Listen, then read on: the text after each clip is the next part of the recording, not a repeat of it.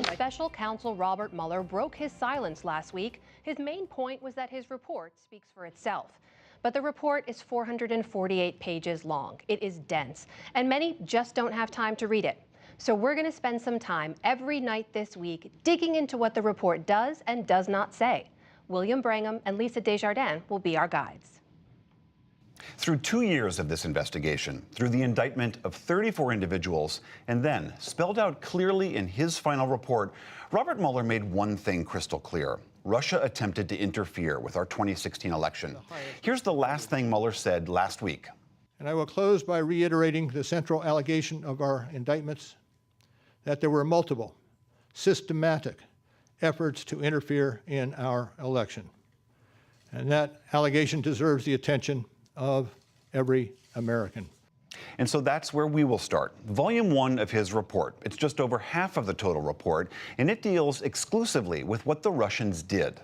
Mueller lays this out like the entire report, essentially as a large outline, saying Russia attacked in 2 ways. He writes, first, that it carried out a social media campaign that favored presidential candidate Donald J. Trump.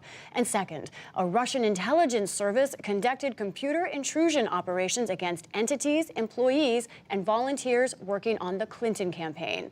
Translation, Russia used the internet to fool American voters and hackers to attack democratic computer networks. According to Mueller's report, the Russian campaign began in mid-2014.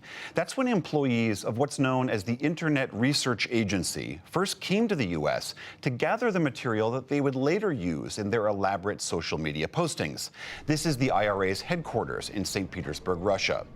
By the end of 2016, the Russians had set up fake social media accounts that reached millions of voters, aimed at promoting Trump or dividing Americans. The Russians created fake hashtags like #KidsForTrump. They bought thousands of online ads. They impersonated U.S. citizens and set up real political rallies, like a 2015 Confederate rally in Houston. They made posters like this one of Miners for Trump to promote a rally in Pittsburgh in 2016. The Mueller report lays out how this ensnared real American political operatives, including the Trump campaign and its allies. Donald Trump Jr. and top advisors like Kellyanne Conway all retweeted these fake accounts. Let's go to page 34 for an example. It shows a 2016 Facebook post from candidate Trump himself, where he thanked organizers and promoted a rally in Miami.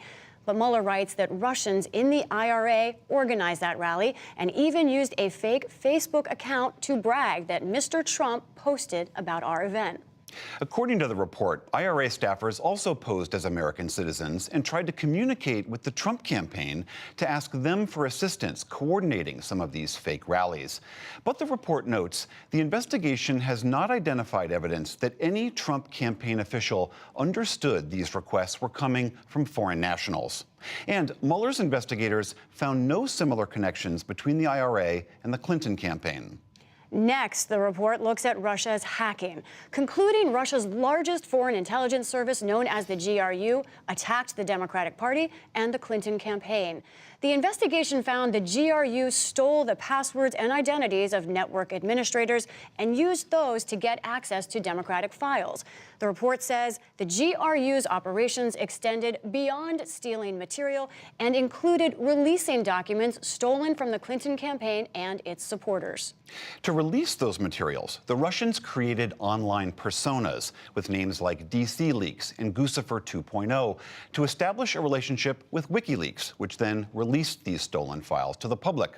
On page 45, Mueller documents how in early July of 2016, WikiLeaks contacted the Russians privately on Twitter saying, if you have anything Hillary related, we want it in the next 2 days, preferable. And then on July 22nd, 3 days before the Democratic National Convention began, WikiLeaks released more than 20,000 emails and other stolen documents.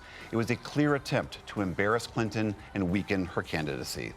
Timing is a constant theme in this report. The week after the Democratic convention, Mueller writes, candidate Trump made this controversial statement.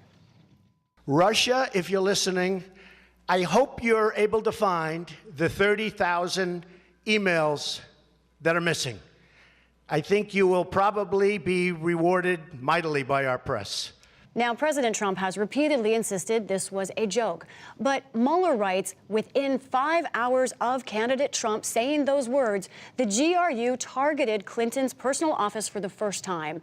Notably, Mueller found no evidence that the campaign knew that Russians would respond, but the report showed for the first time how soon Russians acted after the president spoke.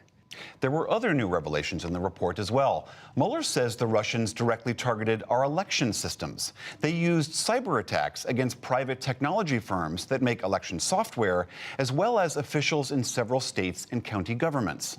The question is, did the Russians' effort change or affect votes? Mueller doesn't address it, instead writing that the FBI, Department of Homeland Security, and states are still investigating. One final note about this part. This Russian section is where you see some of the most heavily redacted pages in the report, much of it blocked out because of ongoing investigations. Tomorrow night, we'll break down Russia's outreach to the Trump campaign, how Mueller made his determination about the collusion and conspiracy issue, plus what Mueller could not find.